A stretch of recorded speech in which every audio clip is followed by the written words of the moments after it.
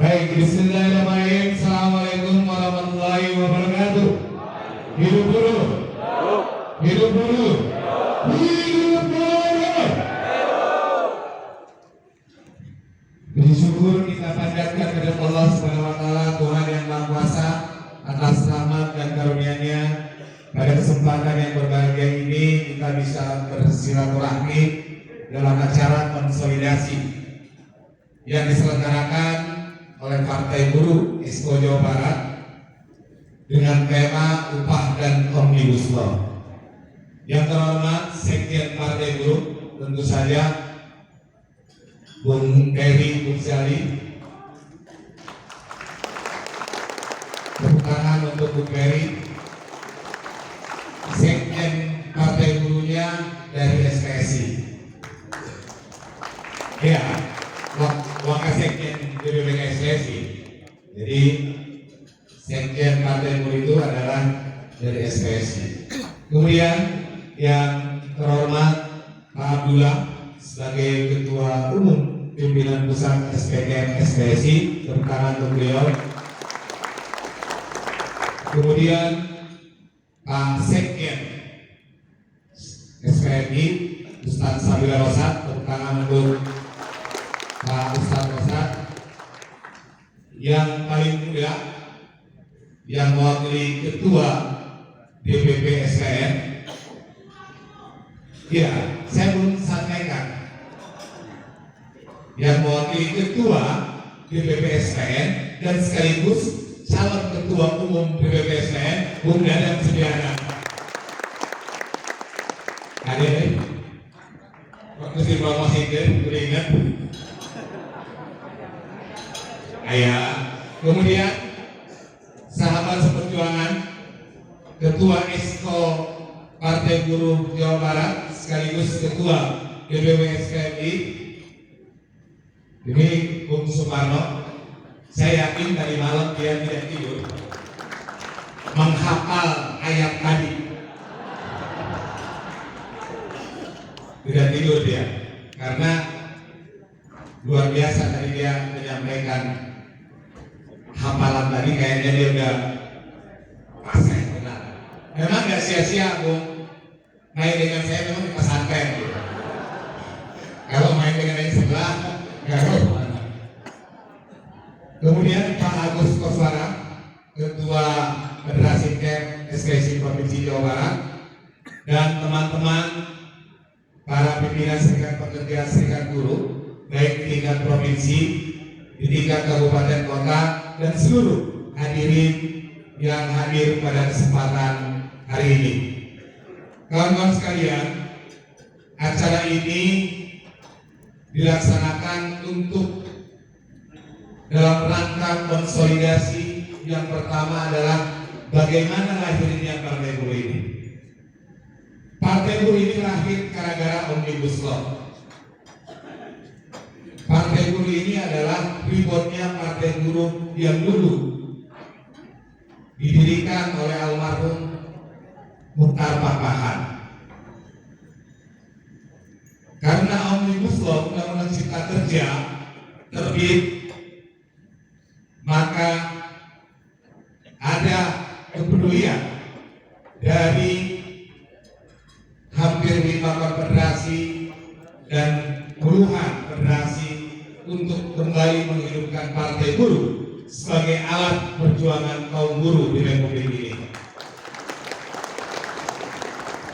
Kita tahu kawan-kawan sekalian bahwa Undang-Undang Cipta Kerja semua partai politik menyetujui itu.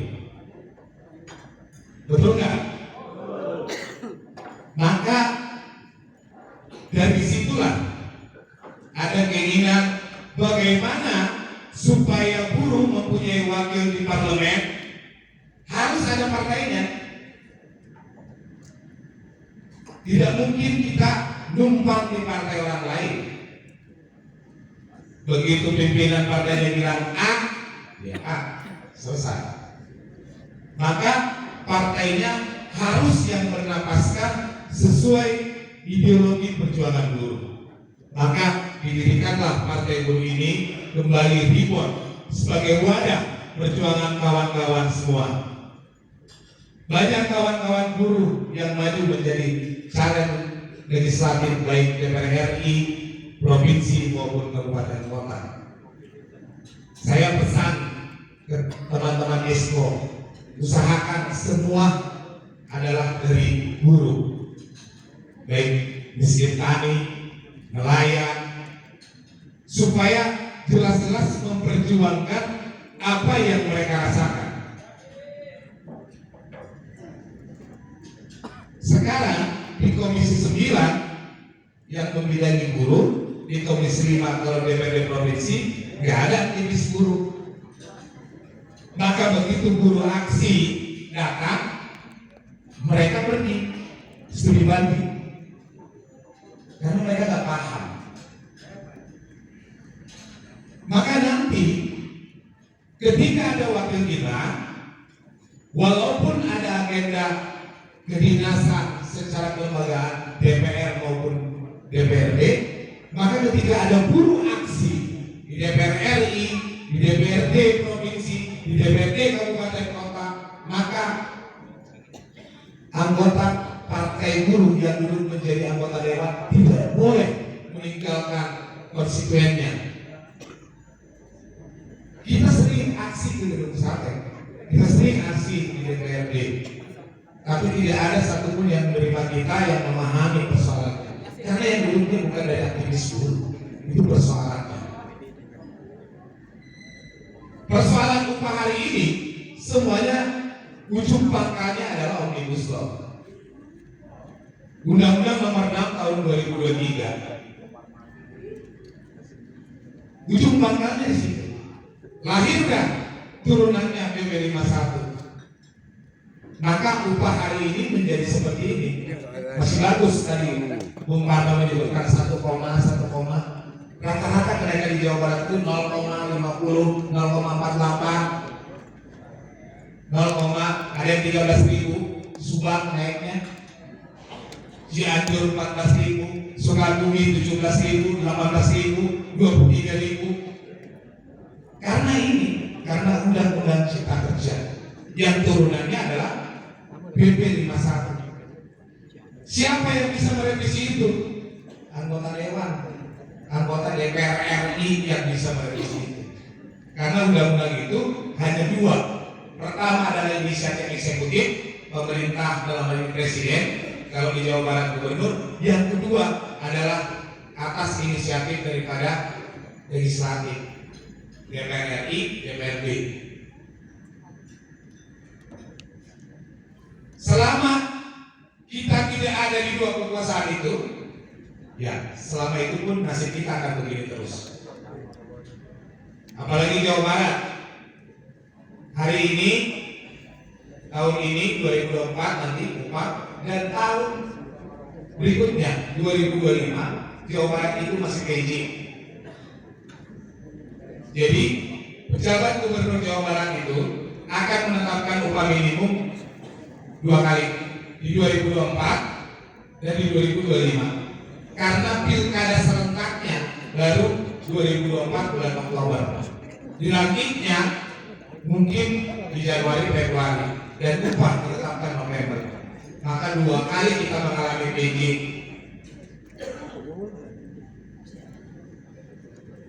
Kecuali begitu 2024 partai itu punya satu fraksi cukup menyalonkan gubernur, maju jadi gubernur. Maka ketika nanti di 2025 dilantik gubernurnya dari buruh.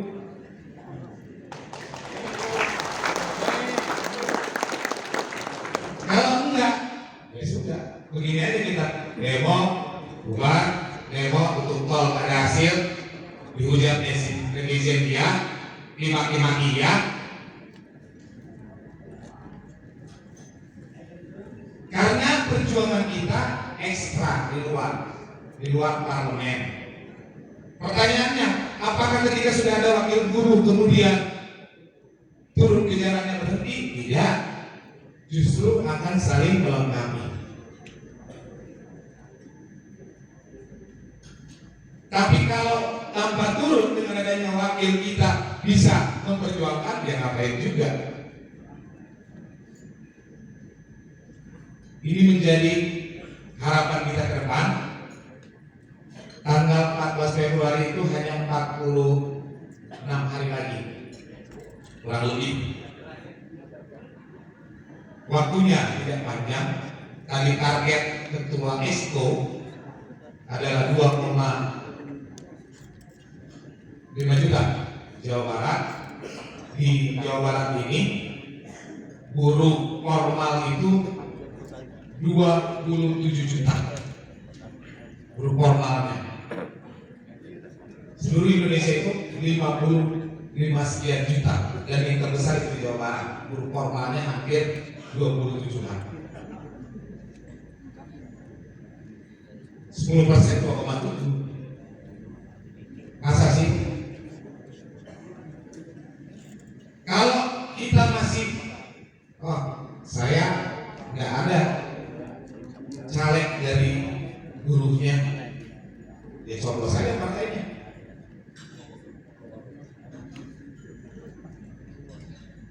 Karena bagaimanapun, selama kita masih menitipkan nasib kita kepada partai-partai lain, ya selama itu pun selesai. Buruh itu harus jadi pemilih yang cerdas. Kenapa? Jangan sampai begitu kembali ke rumah masing-masing, ada caleg yang datang bawa sembako, ya udahlah dukung ini. Partai buruh mana ada yang mau ngasih-ngasih seperti itu. Dari wajah-wajah yang di depan ini saja saya melihat wajah gersang semua. Jangan berharap caleg dari buruh itu akan kasih sesuatu. Kalau mindset kita masih berpikir saya nyoblos kalau ada sesuatu, ya selesai. Jangan protes dengan aturan-aturan yang akan diterbitkan. Karena bagaimanapun suara Anda sudah dibeli duluan. Maka kebijakan yang apapun yang diputuskan, yaitu bonus dia. Memang ada yang gratis. Coba kita teman-teman dulu berpikirnya, jangan melihat bahwa nggak kasih nih Bung Dadan datang, dapilnya SMS Sumedang, Subang, Majalengka. Kang Dadan datangnya ngopi aja enggak, mana mungkin milih. Kalau kita mindsetnya masih seperti itu, susah. Mumpung tahun ini Partai Buruh menjadi peserta pemilu. Kalau Partai Buruh tahun ini nggak lolos parlemen threshold, belum tentu pemilu 2029 Partai Buruh akan menjadi peserta pemilu lagi. Kesempatannya adalah pemilu sekarang. Maka semua itu kembali kepada kawan-kawan, kembali kepada kaum buruh yang ada di tempat ini. Anda galikan nasibmu 5 tahun ke depan, atau Anda ikut berjuang bersama. Bahwa Partai Buruh sekali lagi adalah wadah perjuangan bagi buruh, baik itu di nasional maupun di tingkat provinsi maupun kabupaten kota. Sebagai wadah yang formal, kelembagaan yang nanti berunding secara aturan normatif pemerintahan.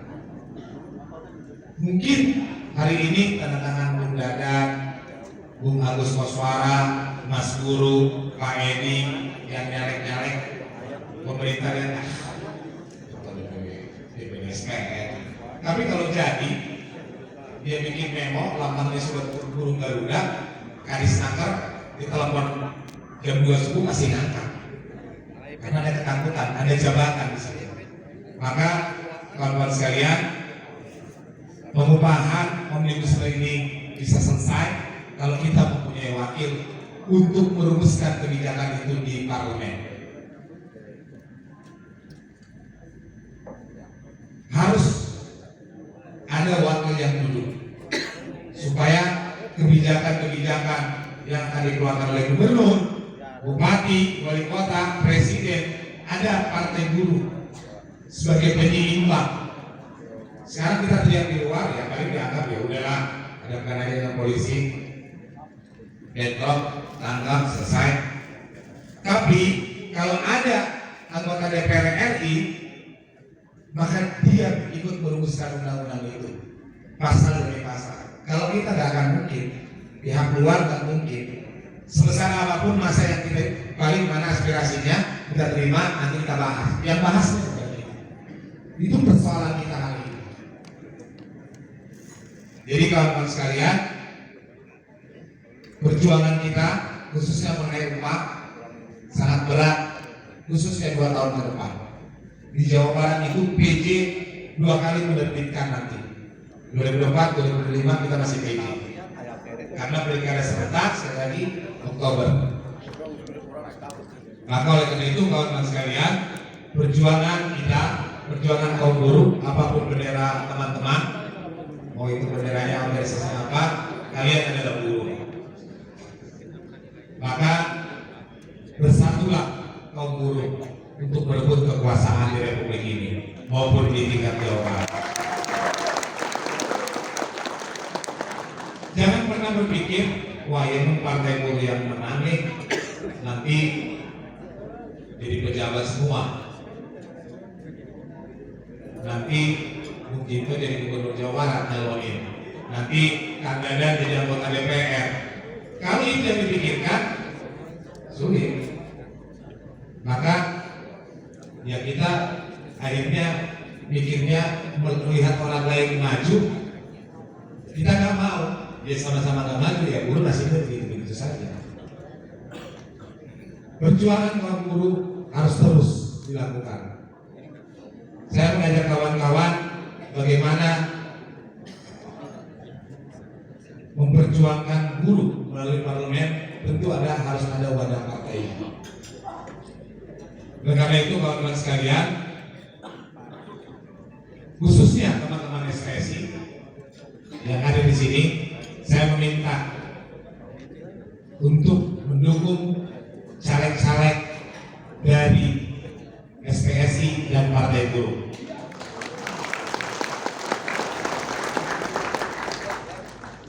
Bekasi mana Bekasi?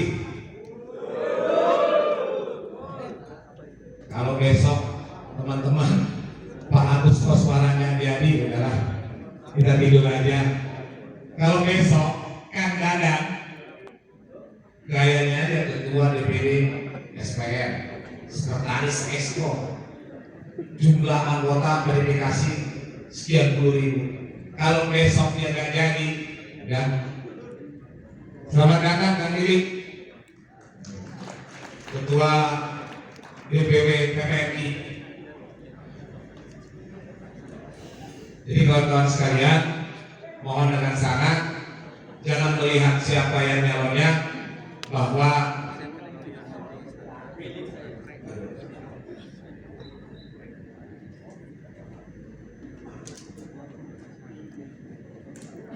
perjuangan kita panjang dan mudah-mudahan dengan ikhtiar kita, upaya kita dan doa untuk mudah-mudahan Partai Buruh lolos parlemen besok, caleg-caleg Partai Buruh itu bisa jadi semuanya. Kita berjuang, dan perjuangan yang kita lakukan adalah ibadah. Ibadah memperjuangkan di parlemen, memperjuangkan di jalan adalah ibadah. Ibadah wajibnya adalah mahdunya. Ibadah yang kita lakukan di jalanan maupun di parlemen adalah kayak mahdunya. Sudah masa dengan saya dan ketua Exco ini gara-gara gaul terus dengan Ustaz Rosa, akhirnya terbawa. Mungkin ada gaulnya beda dari hadisnya. Jadi saya bawa gaul dengan yang orang-orang soleh aja lah. Itu kawan-kawan sekalian. Sekali lagi, saya tidak nyalek partai buruh maupun dari partai apapun, tapi karena saya adalah aktivis serikat pekerja, tentu saya akan mendukung partai buruh untuk lolos. Mimpi saya, Bung Parno, ini kan banyak caleg-caleg ekspresi nih. Ketika mereka jadi, saya bisa telepon mereka sebagai ketuanya. Bung Agus, kita rapat paripurna di Lodaya. Jadi rapatnya kan DPRD lagi, saya teleponin rapat paripurna di Lodaya. Itulah Bung Parno kenapa dia nggak mau nyalon. Jadi supaya dia bisa telepon dengan anggota dewan, rapat. Jadi kita dukung teman-teman yang nyalek, baik DPR RI, DPRD provinsi, DPRD kabupaten kota yang ada di Jawa Barat, harus minimal provinsi Jawa Barat dapat 1 fraksi, kabupaten kota dapat 1 fraksi. Masa sih buruh di Jawa Barat loba, hanya buruh jadi. Logika saja, buruh itu hampir 27 juta itu di Jawa Barat. Kalau sampai caleg-caleg dari buruh nggak ada yang duduk, kebangetan banget. Berarti ada yang salah dengan kita. Kita harus berobat semuanya. Dan kita harus bilang wajar buruh memang ditindas. Karena buruh juga nggak milih buruh. Wajar. Kalau sampai tanggal 15 paling tidak sudah ketahuan hasil sementara rekapitulasi. Kalau ternyata Expo melaporkan nih pimpinan SP nggak ada yang menjadi satupun, nah kebangkatan. Berarti udah kita tidur aja. Besok kita nggak usah demo lagi, ngapain? Orang yang diperjuangkan aja nggak mau berjuang kok. Orang yang diperjuangkan aja dikasih sembako 20.000, 50.000, 100.000 menerima kok. Ya sudah. Bagaimana kita mau merubah aturan kalau kita nggak ada di dalam kekuasaan untuk merubahnya? Bagaimana kita teriak Omnibus Law, Undang-Undang Cipta Kerja? Kebayang nggak? Undang-Undang 13 tahun 2003 baru terrevisi Undang-Undang Cipta Kerja tahun 2020. Kira-kira berapa tahun? 17 tahun. Maka nanti paling cepat itulah perubahannya. Paling cepat itu. Kalau nggak ada perubahan 17 tahun ke depan, ada perubahan undang-undang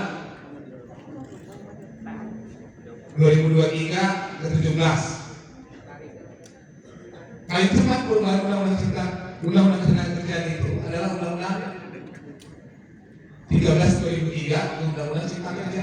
Itu paling cepat dalam sejarah perburuhan. Maka bayangkan aja kalau kita tidak mempunyai wakil, tidak mempunyai orang untuk ikut merumuskan itu, paling cepat undang-undang itu berubah 17 tahun. Nungguan orang 17 tahun. Itu kawan-kawan sekalian. Sekali lagi mohon dengan sangat, setelah acara hari ini nanti kita sama-sama awal. Tadi saya sudah cek ke Dewan Pengupahan, belum dimulai rampaknya, apidonya belum datang. Makanya nanti habis makan siang atau habis acara di sini kita akan sama-sama ngawal. Siap? Jadi kawan-kawan sekalian, itu saja yang boleh saya sampaikan. Terima kasih.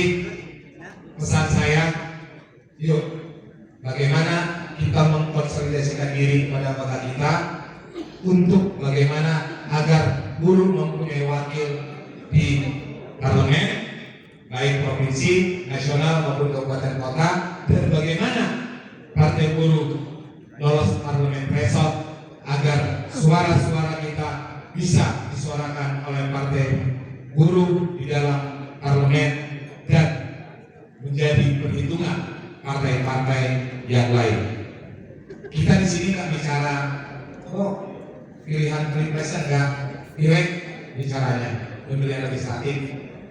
Saya mohon keikhlasan kawan-kawan semua untuk mendukung perjuangan buruh melalui Partai Buruh agar perjuangan kita ke depan semakin mudah, ya wakil, dan kita mempunyai orang-orang handal yang duduknya yang nyalek akun pengurus serikat yang sudah tidak diragukan lagi konsistensinya, setiap hari berjuang bersama, panas-panasan bersama, hujan-hujanan bersama, ngopi bersama. Jadi nggak ada kecurigaan, jangan ada dusta di antara kita.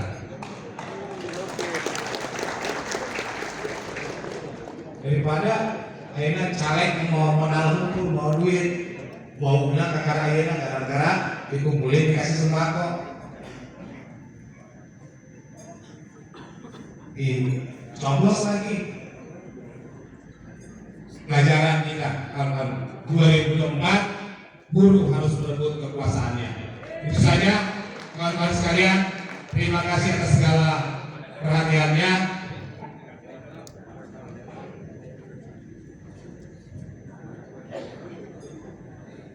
Maju silakan Bung Iwan.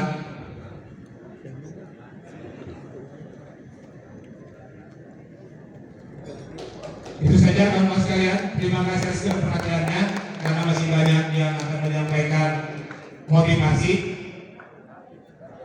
Hidup buruh, hidup buruh, hidup buruh. Terima kasih. Billahi taufiq wal hidayah. Wassalamualaikum warahmatullahi wabarakatuh. Waalaikumsalam warahmatullahi wabarakatuh. Sukses selalu untuk Bung Jinto, calon wali kota Cimahi.